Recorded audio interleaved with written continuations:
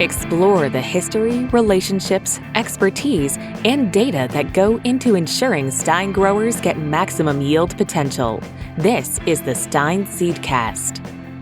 Here's your host, David Thompson. Hello, and welcome to the Stine Seedcast. I'm your host, David Thompson, National Marketing and Sales Director for Stine Seed Company. We have another great episode lined up with special guests, expert insights, and discussion on everything you need to know about maximizing yield potential. On today's episode, our special guest is Myron Stine, President of Stine Seed Company. Welcome back to the show, Myron. Thank you, David. So, 45 years ago, Stine brand started out as just a small regional brand here in the United States. But today, Stine has grown to become a truly global brand with business reach in North America, South America, Europe, and China. From the U.S. to Brazil and to Ukraine, we look forward to learning about Stine's growing global footprint and how our work in these international markets helps our U.S. operations. So let's get started.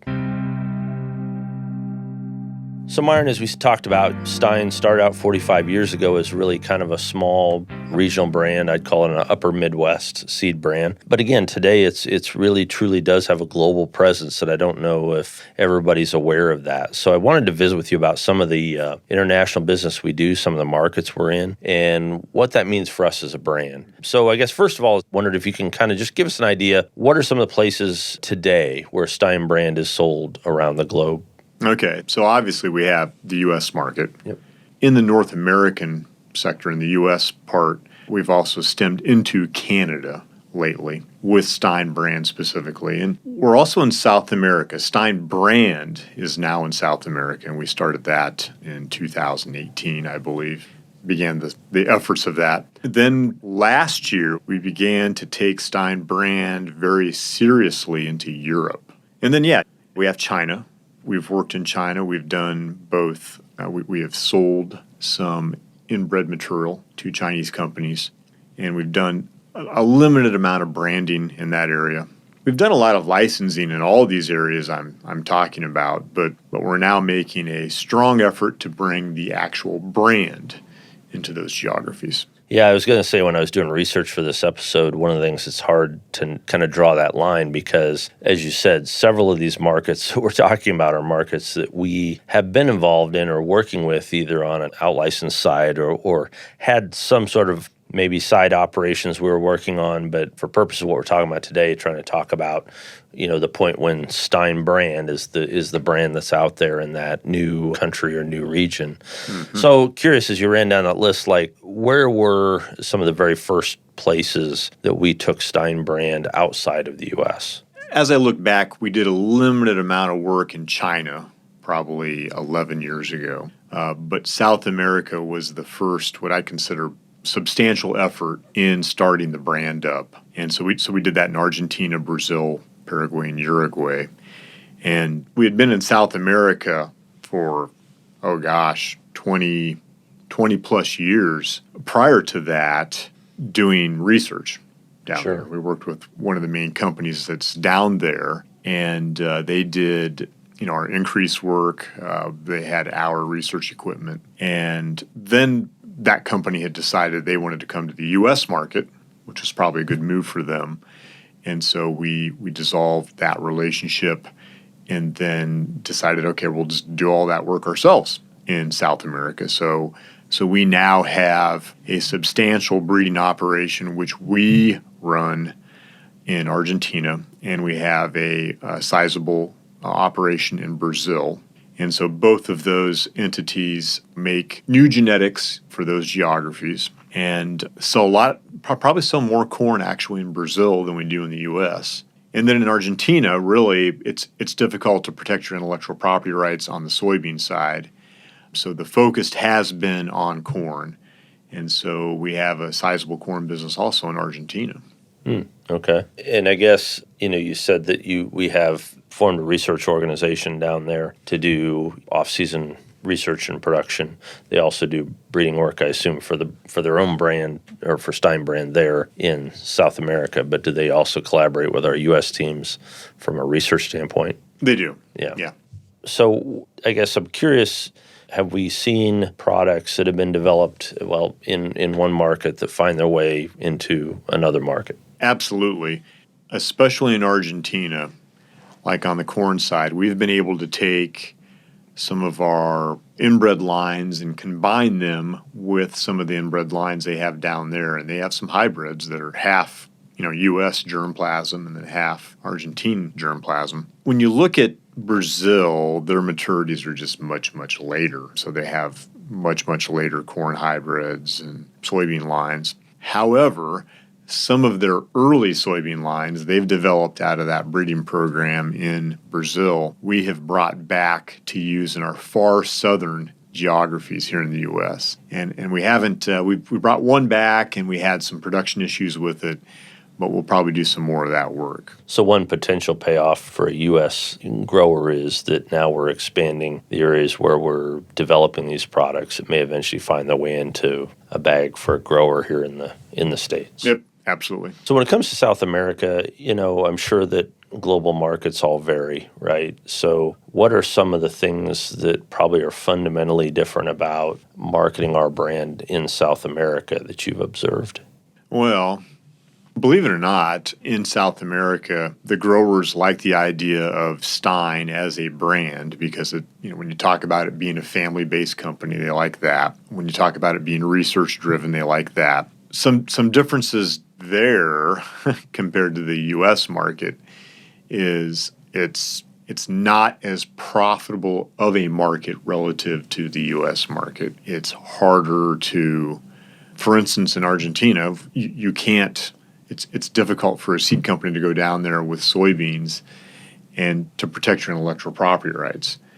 Almost impossible. So it's hard for us to justify working hard to help that specific geography get new genetics. And much of the work we do down there now is simply increased work for our breeding program here in the U.S. Sure. We send it down there it's part of the breeding program, part of the winter work. So yeah, there's some challenges there. Now the corn side, on the other hand, because you can protect yourself on the corn side, there's a number of opportunities. And it's very interesting to see what those are. And like I said, it's interesting to take our material and take it down there and combine it with some of their material and to get something very unique and different. And in terms of channel to market, I mean, is it a similar path to market as we see here in the U.S., or is the sales flow different? It's similar. Argentina is very much like the U.S. Brazil has some very, very large, what we would call dealers here in the U.S. that produce their own product and then they sell it. So they're producing their own product and selling it, under your brand name. I'm curious, here in South America, you said earlier that obviously we've been there for a number of years from a research and a production side, but only recently brought the brand into that area. Did the reputation precede us in any sense that, do growers down there know us as a brand, or is it all really brand new when we came in 2019 or 2018? They knew of us, and it wasn't as hard of a story to tell as I thought it would be. And they knew of us simply for the fact that some of our research work down there, my father's name was used now and again. So that helped us get started.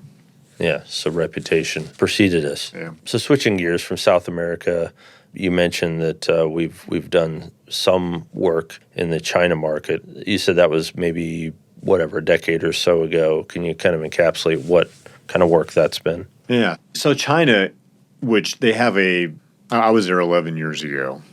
I will tell you, when I was out in the country, I felt like I was in Iowa.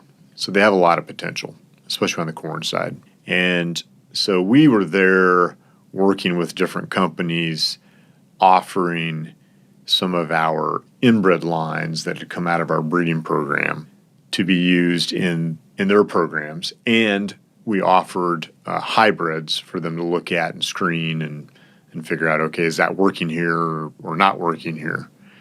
And so that was the start of it. And I do believe we have sold some inbred lines to them at this point, but we're not doing a lot of branded work at this point. They know who Stine is, they know the brand name, but there's not a bag floating out there with Stine on it that, at least not that we know about. Right. At this point. We have a good reputation there. People like my father there. They like what he represents. They like what he's done. We've had a couple people here that started with us back 10, 11 years ago that helped us get into that market, that have led us the right direction and had us do the right things. So I guess let's talk a little bit about the European market. You said that's kind of one of the newer ventures here, just in the last year or two, starting up efforts to market Stine brand in Europe. Tell us a little bit about that project. So Europe, in most countries in Europe, in fact, in the EU, so anybody involved with the EU, GMOs are not allowed. We work with a company there that takes our genetics, both corn and beans, and our conventional genetics, because we maintain sizable conventional programs. And on the corn side, for instance, they bring the lines over there and they make sure they're perfectly non-GMO. They purify them in greenhouses.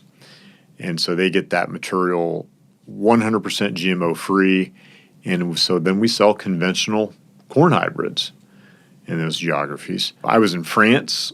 I was very impressed with the French farmer and what they're doing with corn. I think that some of our corn genetics would really help them out, and they're very high management over there. So we have some genetics that I think would just work very, very well in their practices.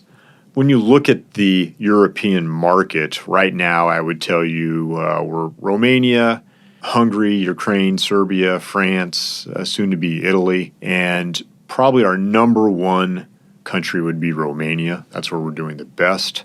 Ukraine would be number two. Then it'd probably be a tie between Serbia and Hungary. And for corn, France, to me, France is a really great opportunity for us. And this year we're going to be trying hard to do some work in Italy for the first time. So those are the main countries. I know at one time some of those were not members of the EU. So that creates a little bit of a difference because I know some cases, some countries were allowing GMO and some were not. I don't know the status of all those countries now, but you said France, for example. I mean, I guess you mentioned Ukraine, and obviously we all pay attention to the news. So I'm just curious of how that goes in these days where we know what's going on in Ukraine, and is that impacting their attempts to get this project going in that neck of the woods? We appear to be doing relatively well considering the conditions there. That is the biggest market that we have, and then Russia would probably be the second biggest, but right now there aren't a lot of people wanting to do anything in Russia. Probably the biggest stumbling block with Ukraine is that GMOs are not accepted, but the farmers want GMOs. Oh, really? So if you're a seed company, you cannot market a GMO, but the farmers want GMOs, and they're getting their hands on GMOs. So they're just figuring out where to get GMOs, and they're using GMOs. And you cannot properly do that as a seed company. Right. And we want to do things right over there. And so we haven't been able to participate in that part of the market. Okay. At this point. And I guess when you say they have interest in GMO, is it from a herbicide tolerance standpoint? Is it from an insect standpoint? Or just kind of everything? Herbicide. Herbicides. So they see what's happening in other parts and would like to have a stake in some of that and maybe be more efficient. Yep. In our system, we have, certainly on the corn side, of course, we have a lot of hybrids that are pretty conventional in terms of their approach to population and row spacing. Then, of course, we have a set of products that do extremely well that are higher management products, right? I guess I'm curious, as you look at that EU market, you said France seems to be very advanced. They're certainly interested in these things. Where are they on the spectrum in terms of population and fertility and row spacing and some of those things? So France they have smaller fields, and their populations, they will raise their populations. I'm not sure statistically, if you looked at all of the farmers growing corn in France, what their average row width would be. It's probably not as narrow as we'd want it to be. I'm guessing. But they'd be the first country that would probably easily switch to a narrow row configuration if they could see the benefits to it. And of course, all those decisions are made not only based on the cultural practices, but there's, lots of reasons, political and economic reasons for why they might plant products the way they do, in that market. Yeah. So talking about all of these markets, and again, I would say, none of these really existed for us, certainly when I came to the company. So it's been exciting to watch us grow from again, just a U.S.-based brand to having some presence around the globe in all these different markets. How would you say, because you get a chance to look at, these operations, in what ways does having those global presence help our U.S. branded operations? Well, the South American business, of course, the work we do in Argentina with Argentina is part of our winter work for our breeding entity. And so that's very, very important. The actual brand in Latin America doesn't necessarily help the U.S. farmer dramatically. I guess it helps us keep tabs on what's going on in Latin America, and it keeps us competitive. There's a Latin American company that's in the U.S. right now trying to make huge strides, a great company. And then if you look at Europe, really we have a lot to offer Europe just for the fact that we have conventional corn products. Corn products come out of our program as a conventional line first, then we convert them over to a traded product. So we have all these phenomenal conventional lines that we can bring into Europe and offer those farmers over there. And, really what's going on in Europe relative to the U.S., it's tough to say that they're hard competitors because things are different there. And unfortunately, they have to use non-GMO products or conventional products, and they don't have the opportunity to use the traded material like you do here in the U.S. So really the U.S. farmer has a really good position relative to these other markets. Something you said there just kind of sparked with me the idea that, like you said, particularly in Europe, non-GMO is an important concept. And I would assume that from some of the major corn breeding entities, getting access to new non-GMO materials probably not that easy because of the way their programs are built. Would it be fair to say they start out right out of the gate with, traded or GMO traded material? Right. Yeah. So in that case, because of the way we start our program, we would have conventional corn for them, whereas other companies might not, or new genetics that come out conventional. Right. Exactly. Okay. So I guess to wrap it all up here, I think that you mentioned, obviously, U.S. is our home base. It's the market we know and love, and we've been here the longest. But what do you tell growers about why it's important that Stine Seed is continuing to forge ahead and form some of these new markets around the globe? If I'm a customer to anybody, I want that entity that I'm buying from to be financially stable. If Stine Seed Company is not financially stable, we're not able to continue to bring the services that we provide. For us to be a global or to have a global presence keeps us financially stable, keeps us with the Joneses. We have these other brands growing. We don't want to stop growing. These other brands around us, they're not going to stop growing. We don't want to stop growing. We want to do what it takes so we're able to take advantage of every opportunity we can to be as best as we can as a brand. And being involved on an international level helps us do that. If we weren't doing the work we're doing in South America on the breeding side, we would have a huge disadvantage relative to the competition. We would not be bringing our customers here in the U.S. these high-yielding genetics as quickly. Someone once said, if you're going into bargaining, you're not bargaining from a position of strength, then you're only going to get what they want you to get. And so it sounds to me like this is really about bargaining from a position of strength so that we can show that we're competitive on all fronts. Yep. And your example of, for instance, bringing the late material from Brazil into the southern part of the U.S. is another example. just having that program, that breeding program down there, you never know, may bring a product here into the U.S. for our southern market that's just a barnstormer. You don't know. And so you need to be involved with those things to be as good as you can be. Awesome. Well, as always, it's great to have you on the podcast, Myron. I appreciate you coming on and talking about this, what I think is a really exciting chapter in our company's history and our expanding global presence. So thanks for coming on and joining us today. Absolutely. I've enjoyed it. Well, that's our time for today. I want to thank our guests and our listeners for joining us on another episode of the Stine Seedcast. We'll be back again soon with more expert interviews and insights about all things Stine. And to never miss an episode, subscribe to the Stine Seedcast wherever podcasts are found. Subscribe to the Stine Seedcast wherever podcasts are found. To learn more about Stine and its elite corn and soybean genetics, visit stineseed.com. Stine has yield.